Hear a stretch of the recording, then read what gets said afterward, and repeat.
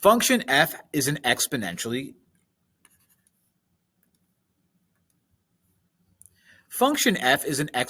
function. Which of the following graphs could represent f in a semi-log plot where the vertical axis is logarithmically scaled?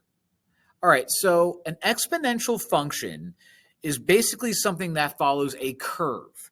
The goal of a semi-log plot, and as you can see by these pictures, you kind of have like this space, and then that space tightens up, tightens up, tightens up.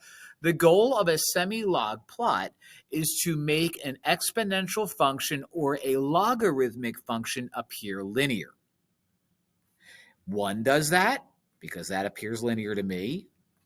2 doesn't because that appears not linear to me. And 3 does that because that appears linear to me. So the answer for this one is going to be 1 and 3, because the goal of a semi-log plot is to make exponential functions or logarithmic functions appear linear, and those are the guys that do just that.